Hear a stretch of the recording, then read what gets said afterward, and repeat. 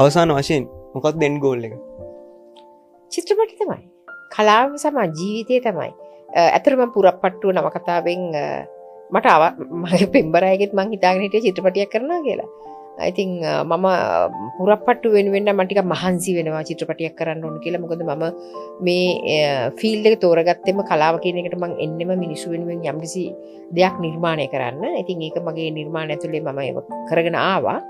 Final goal එක ජීවිතේ චිත්‍රපටියක් තමයි. ඒක කරන්න බැරි වුණා කියලා මම මානසිකව වැටෙන්නේ නැහැ. මම ඒක කනගාටු වෙන්නේ නැහැ, දුක් වෙන්නේ නැහැ. මොකද මට පුළුවන් හැටියට මම මේ මොහොත වෙනකොටත් මම බොහෝ දේවල් සමාජය වෙනුවෙන් කරමින් ඉන්නවා. ඒක මගේ යුතුයකම සහ වගකීම.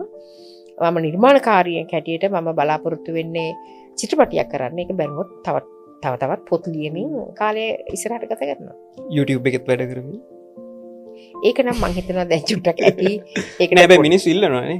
ඒක පොඩි කාලෙකින් නවත්තමු කියන අදහස මම දිගටම හිටියානේ. ඔව්. දැන් අවුරුද්දක් කරගෙන ගියා. ඉතින් දැන් චුට්ටක් නේද? දැන් ටිකක් බලන් ඉන්න අමාරුයි නේ. ඉතින් හැබැයි ඉතින් කමෙන්ට්ස් වලින් නම් තියෙන අරයව ගෙනල්ලා ඉන්ටර්වියු කරන්න. ඔව් මම කැමතියි ඔයගොල්ලෝ මේ බැටන් එක අරගෙන ඉස්සරහට මම ඒක තමයි ඔයාට මේ මම හැමතිස්සෙම කියන්නේ දිනිත මේක හරියට කරගෙන යන්න. දැන් මේ මම විශ්‍රාම ගත යුතු මොහොත තියෙන්නේ මේ පෙනී හිටීමෙන් කියලා. ඉතින් ඒක දිනිත ඉස්සරහට හරියට කරගෙන යයි.